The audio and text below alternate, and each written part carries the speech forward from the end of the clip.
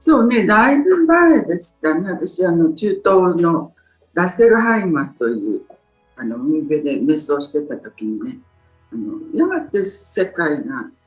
イスラエル、まあ、ユダヤと日本が、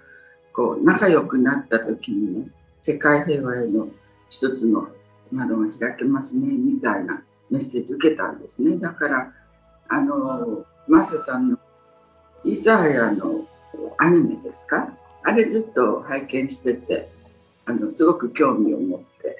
見せていただきましたよ。まあ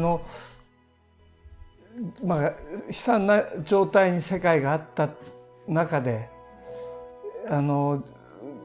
エゴシステム分離の世界が初めて終えて分離、自我の終焉というか分離の終焉の世界を試みることができるかどうかっていうところに今あると思うんです。で、人類がまだ一度もやったことがない一体だと思ってなかった世界の中での今の現状だと自分は思っているんです。だから世界が初めて分離じゃない、勝ち負けじゃない、競争じゃない、喧嘩じゃない、比較じゃない、劣倒でも優越でもない一体の文明社会を迎えられるかどうかの瀬戸際じゃないかと、自分は思ってます。前から先生にもずっとお伝えしてきたことなんですけど、自分はそういう試みを世界の人たちが皆で一体をベースに今までの分離喧嘩や競争じゃない価値観で社会や文明を作っていけるようになったらいいって、その思いで日本に来たイザヤさんのアニメを作りました。しかもね、今この近所一帯で戦後70年以上全く戦争のない時代って、これも珍しいというか素晴らしい時ですよね。ですからいろんな意味でここから本当の平和、ワンワールドを目指してというような運動が始められたら素晴らしい時ですよね。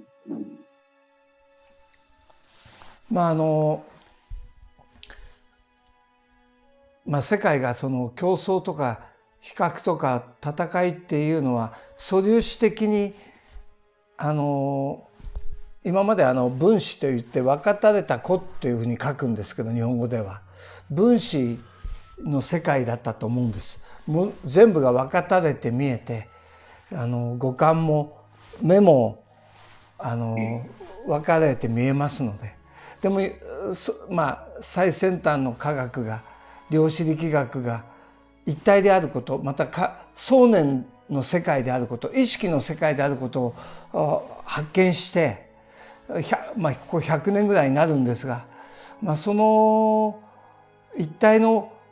ことをベースに人類が文明や文化や社会や国を作ってきたことがなかった中で、唯一僕はイザヤさんはそういう国を作ろうとした試みたと見てるんですね。だから日本は暴力によって王が統一したんではなくて、やはりそういう神官っていうか、預言者である彼が日本を作ったから、本当にその協調性というか一体性はする国になるリーダーとなる必要があるのにもかかわらず、逆に分離文明の中に今染まっていると思うんです。それを脱皮できて、日本がイザヤさんが願っていた一体の和する国に、その世界のリーダー、そういうリーダーに、心の愛のリーダーに、競争のリーダーでなくて愛のリーダーに日本が返り咲けたら本当にいいなと思ってます。まさにアニメの中でイザヤさんがね、東の国に大船団を組んで行くようにというようなこと言ってますよね。そして確かに私瀬戸内海のところからね、船がずっと入ってきて、札立神社っていうのが四国にあるんですよね。四国にかなり最初ね、そのユダヤの人たちは上陸して、山の尾根みたいなところ、普通人が住めるようなところじゃないのにね、そういうところにいっぱいうちができてるのね。で、私、太陽の会っていうのやってますから、その講演をして、その会員の中には、そういうところにお家がある人もいて、ね、招待されて、お家に行ってみたんですけど、日本だと、天井の脇というか、家族の先祖の写真を一枚一枚飾ってますよね、おじいさんとかおばあちゃんとか。お顔ずっと見たらね、やっぱりユダヤ人の顔なのね、みんな日本人でなんか不思議な、本当にここに大勢のユダヤ人がついたんだなっていう実感も持ちましたね。四国は一つそういうね、日本に大勢のユダヤの人たちが入ってきた入り口だったと思いますね。剣山もあることだし。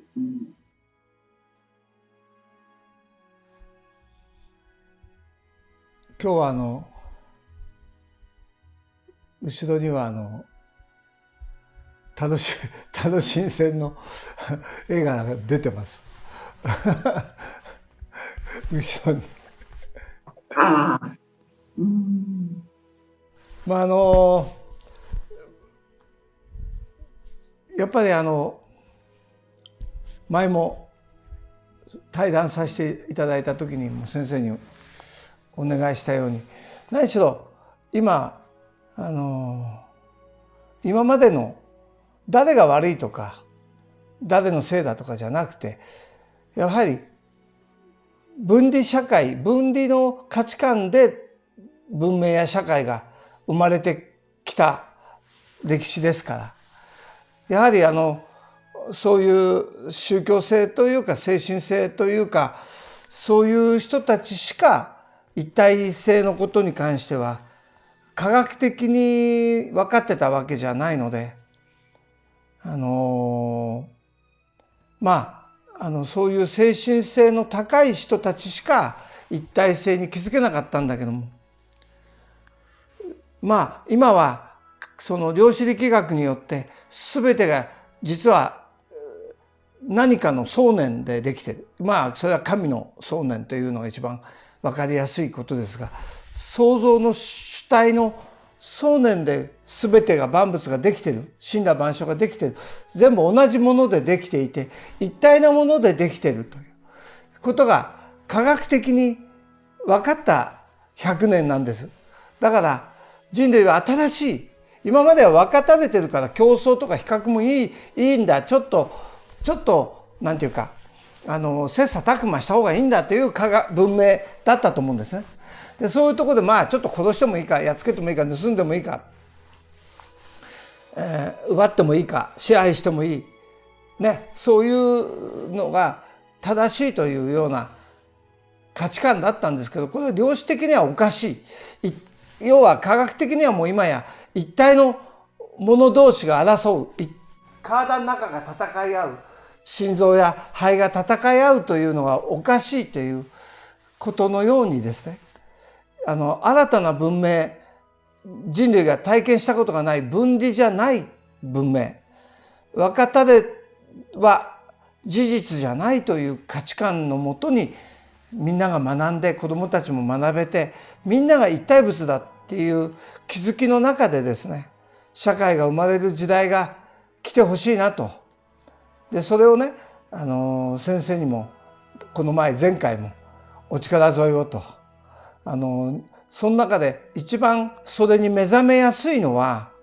やはりイザヤさんの作ったこの大和というか日本がね、一番忘れることに長けてるから、目覚めることが可能だって思ってるんです。まあそんなんで残りの人生をまあこういうのに費やしているんですけど、何卒先生もそういう新たな文明づくりにお力をお借りというか尽くしていただけたらと。まあそれに今の人類の魂の存在というのにね、すごくこう気がついてきて、まあ過去人間っていうのは魂がいろんなところに生まれて、いろんな国に生まれて、いろんなところに生まれて、今日本人として私たちは生まれてるっていうことを、たまたま私を歴史に体験させていただいたのでね、本当にその魂のレベルというか、人類のそういうレベルでは、人類皆兄弟というかね、真の意味のワンワールドということがね、証明されているんですね。でその気づきがもっともっと広くなれば、戦争とかしていられない。本当に私たちはみんないろんなところに生まれて、たまたま今日本人として生まれてきてる。ある時は中東に、ある時はヨーロッパに、ある時は中国にという、過去の現象でそういう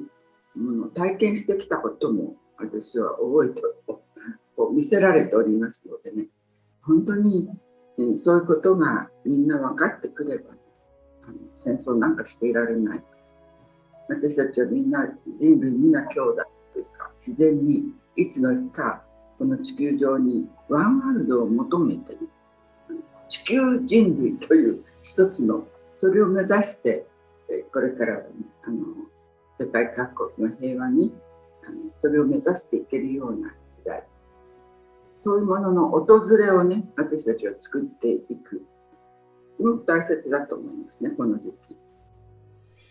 一体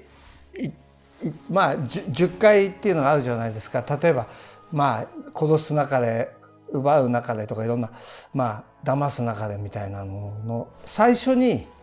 全てが一体物だからっ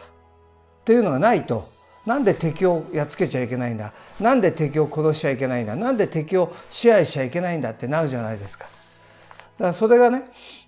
一体物であるっていう気づきがね、一体物だからこそ殺しちゃいけないし騙すのもいけないし、一体物だっていう気づきが起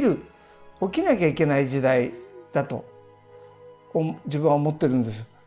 だから一体物だからこそ鳥や大地や花やワンワンや動物たちやあらゆるものが一体物だって、あらゆるものが一つなんだ、一体なんだっていうふうに世界をまた自然界を見るっていうね。だからある意味自我というか私など実は存在しない一体の世界なんだっていうねことをね皆がね理解した上での文明づくりや社会づくりや国づくりがね大切なことだと思うんです。だから初めてのね試みを人類ができないと、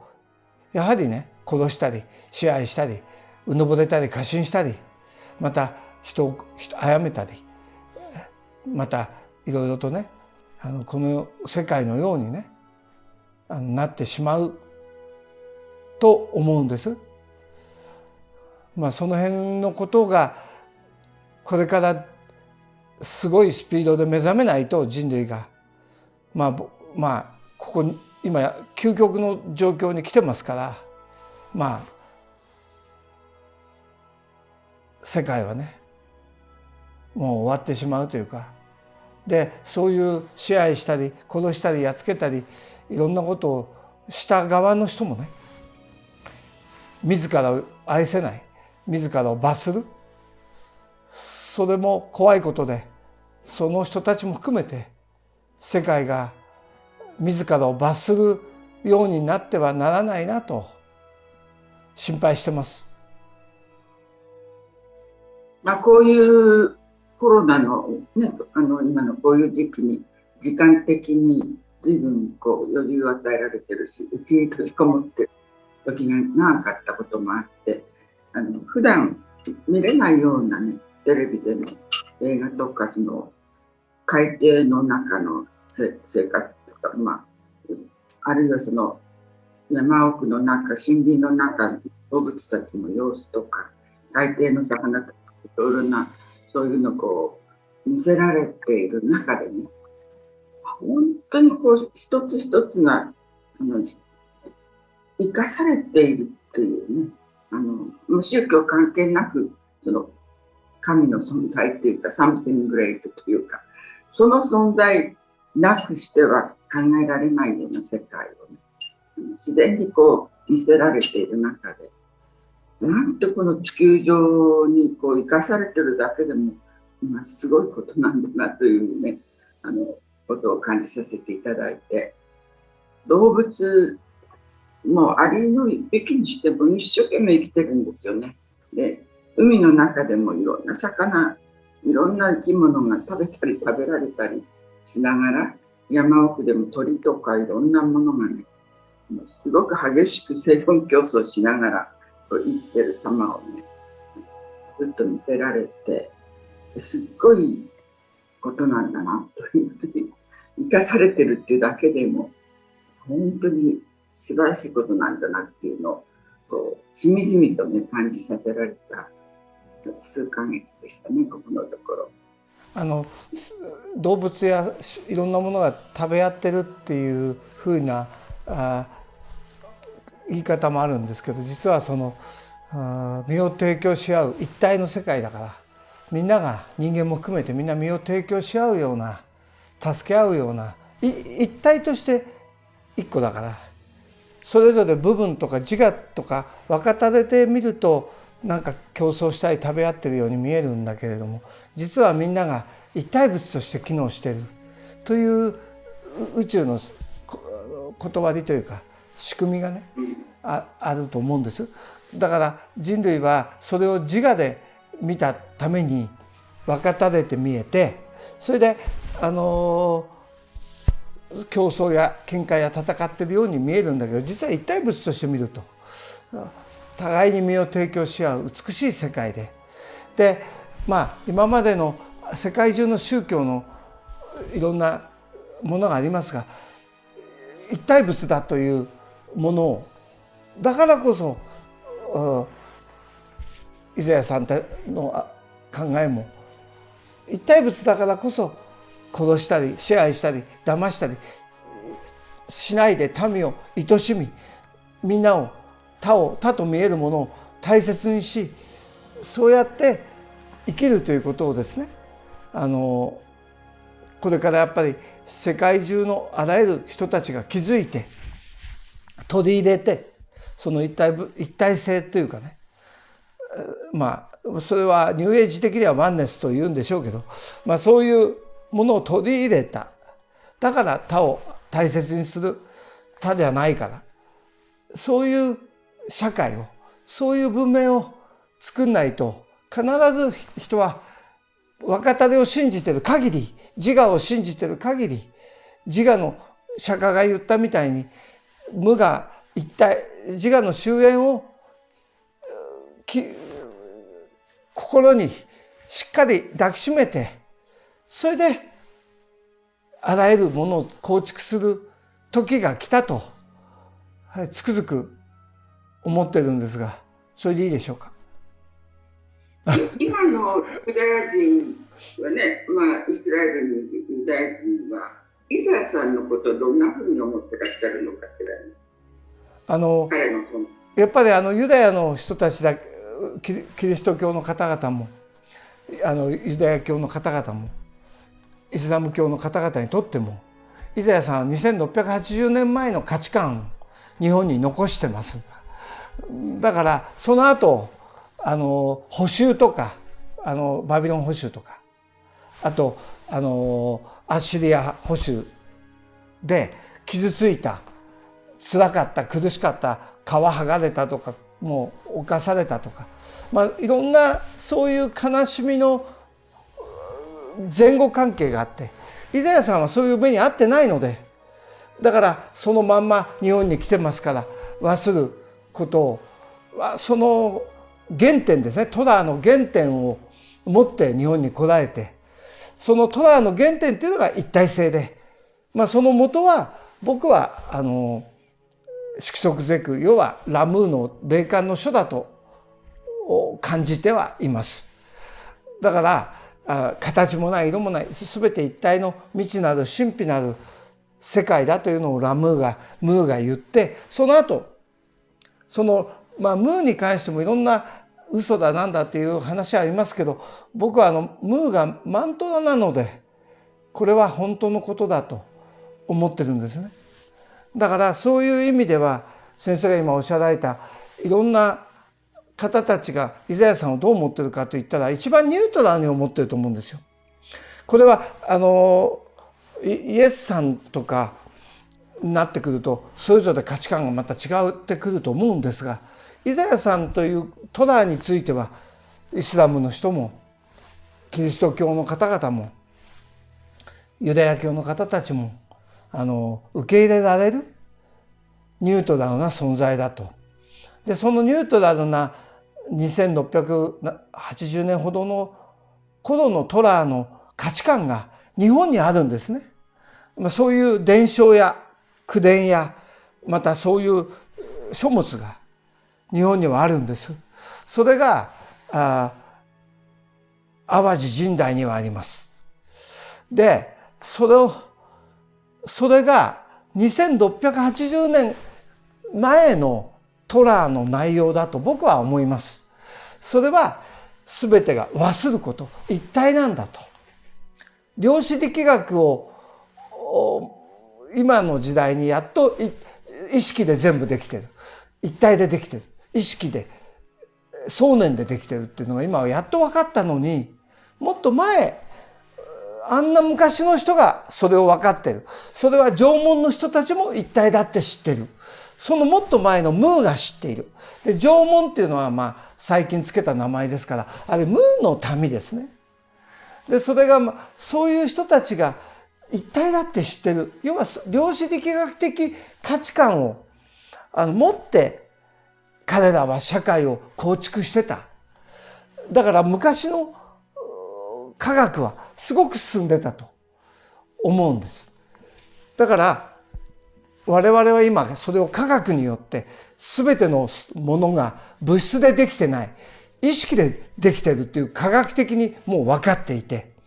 そしてこの世が現実でないということも分かっていて、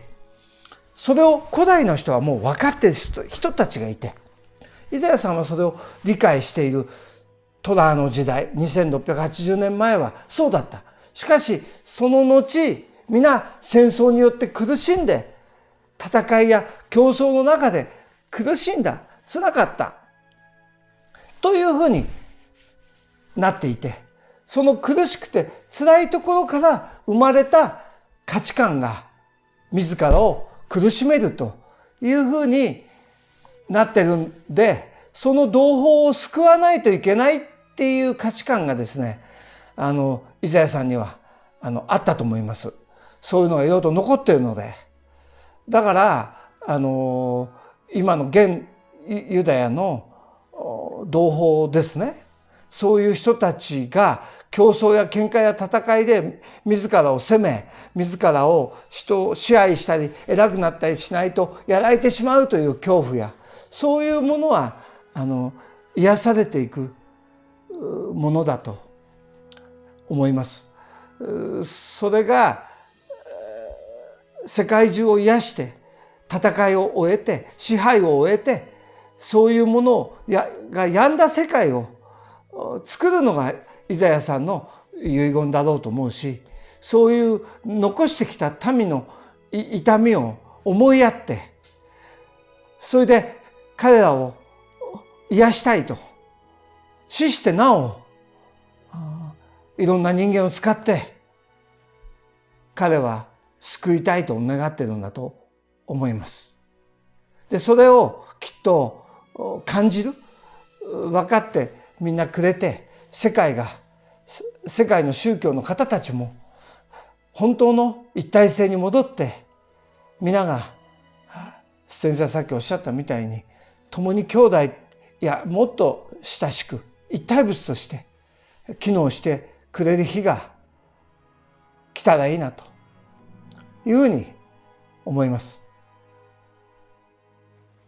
今ねおっしゃられたようなその辺の価値観をね、現在のユダヤの人たちが求めてね、3組ぐらい日本に来て、みんな私とのなんていうの対話を求めて、ラビーである方も3人ぐらいまとまってきたりとかね、非常に天皇家のそのしきたりというか残されたいろいろなものに興味があるらしくて、たまたま私明治天皇の孫ということも知ってるせいか、非常に詳しく生活習慣とかそういうものを根掘り葉掘り聞きに来られました。ヒカルランドというね出版社の社長さん、石井さんなんかがやっぱりそのユダヤの人たちから求められて、いつも私のところにかかってきて対談という形になって、それぞれの本にして残ってますけどね、非常に興味を持たれて、その天皇家のしきたりの中に今おっしゃられたようなものが残ってるんですね、いろいろと。とても興味深い。彼らは日本人以上にそういうものをなんか求めてねいらっしゃるのかなという体験もありましたけど。要はイザヤさんの帝王学っていうのは、帝王学勝つとか偉くなるとかすごくなるじゃなくて、要は浩宮さんなんかも見れば分かるように、要は無我、要は分離の終焉、和数、要は自我を拡大する、偉くなる、すごくなるじゃなくて、小さく負ける練習、恥かく練習、馬鹿にされる練習っていうか、そういうちっちゃく、自我をちっちゃくするという価値観が長男に施されていって、真の帝王学っていうのかな、要は万物学というのかな、そういう純粋なピュアな一体な、支配しない、うぬぼれない、過信しない、そういうことがイザヤさんの教育だと僕は思います。だから忘る、相手を思う、絶対人に勝とうとしない、偉くなろうと抜きに出ようとそうしないっていう価値観がね、民を思える、他の人を思いやる思い、自分の親はそういう何千年も続くその神代の寺の神社のあれだからなのかもしれないんですけど、人に勝ったら怒るし、人に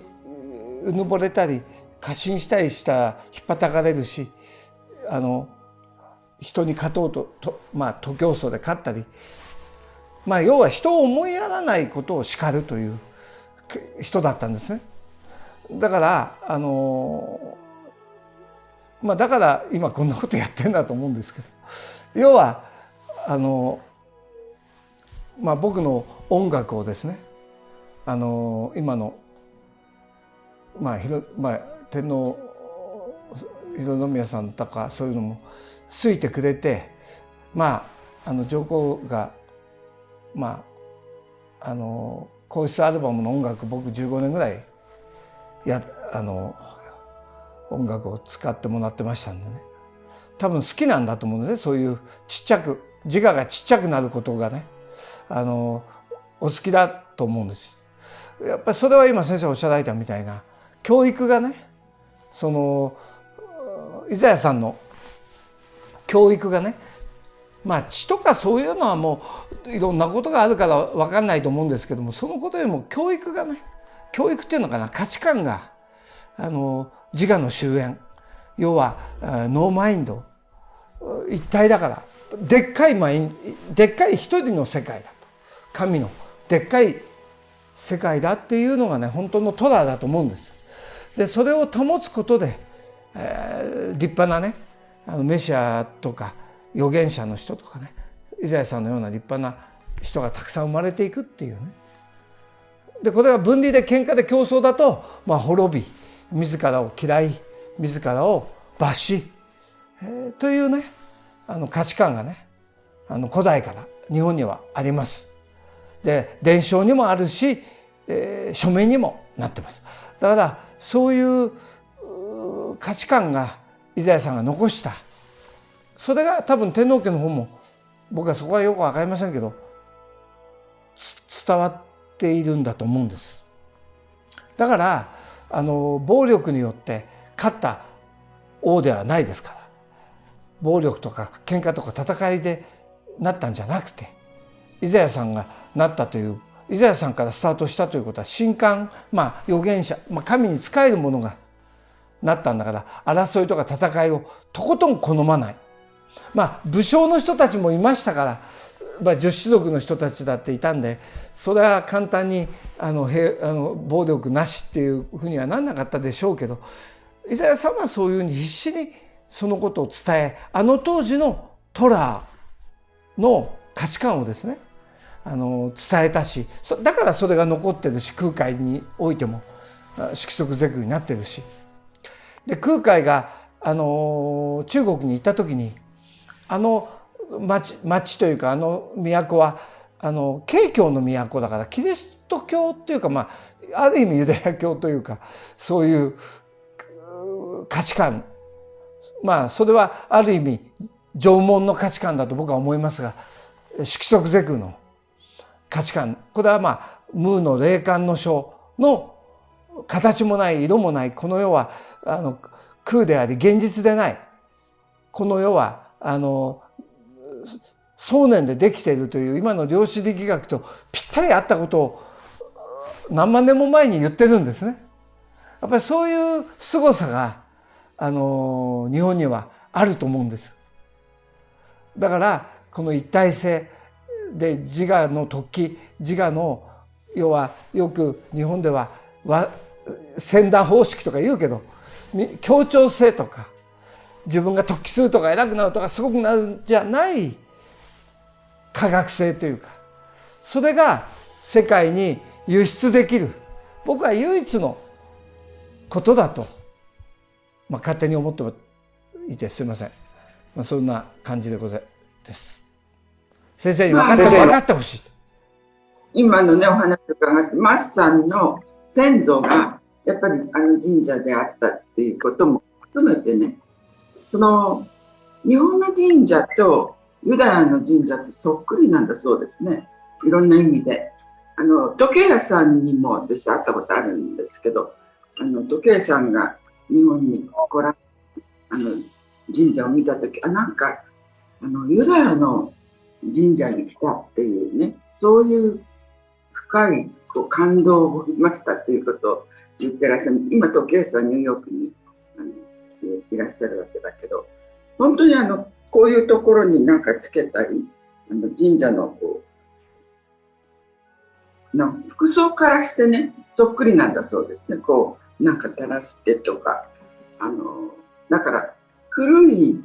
ユダヤの神社そのものがね、日本に移されている。もうおっしゃる通りですよ先生。だから逆に言うと2680年前のイザヤさんが来た時の本当のトラ、本当のユダヤの教えは日本に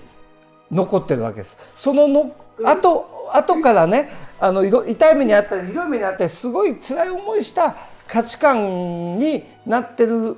のが今の同胞たちの苦しみだと思うんですね。だから日本の方がね、本当の古代ユダヤのね、日本の方が古代ユダヤのね本当の姿なんですよね。2680年前のね。だからだけどそこに和する愛や本質や一体性が失ったんならね、その神社も含めてね、もうそれはもうダメなんですよ。だから価値があるのは一体性で愛で、もう全てが一つなんだ、一体なんだっていう価値観が失われたら、もうそれは宗教性を失ったということなんですね。だからこれは世界もどこも日本のそれも一体性がないで競争とか、俺は偉いんだすごいんだ、俺はなんとかなんだってなったら、もうそこには宗教性がないということ、愛がないっていうこと、もう病んでしまったってことになると僕は思います。だから今取り戻さなきゃいけないのは、自己の拡大、自己のうぬぼれ過信を終えていく社会、みんながそっちへ一体に帰っていく社会を作らなかったら、みんなが競争して比較して戦いが終わらない今の世界のようになると、自分は悲しんでます。はい。もう何よりもね、残念なのはその戦後の教育の中でね、すっかり心とか魂の問題とかが抜け落ちてしまってきた中でね、そういう中で育ってきた人たちが親となって今こうその子供にもそういう本当のことが伝えられないままに来て、このような状態だから、やっぱりそういうものを取り戻す意味でもね、新たにこういう機会を通して、ね、改めてやっぱり私たちの人間の核というのは魂そのものじゃないですか。肉体は滅んでこの地に置いていっても、魂はね、あの世に行って時が来れば、地球上のどこかに生まれ落ちてきて、魂こそが人間の核になるんですよね。だからそういうこと全てをこう教えることもなく、学ぶ機会もほとんどないままに、ね、若い人たちに来てしまっているという、そういうことを体験してみて、なんかやっぱりその辺が抜け落ちているところに現在があるのかな。やっぱりそこを取り戻していったときにね、世界が本当に一つになってね、人類皆兄弟というね、でワンワールドを目指してね、いつの日かこの地球上にね、何人じゃなくて地球人としてのね、ワンワールド、本当にこう私たちの人類はみんな兄弟なんだっていう、これをやっぱりね、心ある人たちは求めて、今までも来たし、これからも気がついた人たちはね、それを求めて本当の意味での世界平和を目指していく、そんな時期に来てるのかなっていうね。今日はそういう意味でとても意味深いお話し合いができてよかったと思います。うちの父親がですね、父親が法務省で途中東京地検に出向したんですよ。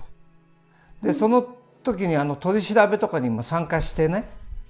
で死刑囚みたいな方いらっしゃるじゃないですか。でそういう方たちにもね、一体のことを伝えるとね、悟りを開くと、死刑の前にね、そういうことをよく言ってました、父親。だからあとね、暴走族のね男の子がね、勝たなくていいんだよっていうことを知ったらね、再生してね、すごいいい子に変わったっていうね、そういう要は犯罪心理学からも来るようなね、一体性を知るとね、愛を知るとね、人はね再生する、人はね幸せになる、自らを罰さなくなる、美しくなる、そういうことをね、僕は子供の時から気づいて生きてきたんで、そのことを社会が取り入れたらね、本当にね、今先生がおっしゃられたような世界がね、現実に作られると思うんです。今日はそんなことをベラベラ言ってすいませんでした。そういうことをね、先生にね、直接会わなくてもこんな形でね、話し合いで嘆願するという素晴らしいですよね。ありがたいことです。ありがとうございます。なんかお忙しいところ今日はすいませんでした。また先生お会いします。そうね、またお会いします。いいお腹が来てね、あれしたら、はい。じゃあ今日はどうもありがとうございました。それじゃあまた。はい、さよなら。今日は先生だから可愛い感じです。本当？はい。なんかちょっと中国っぽい感じ。そう。それじゃあまた。はい。さよなら。なら。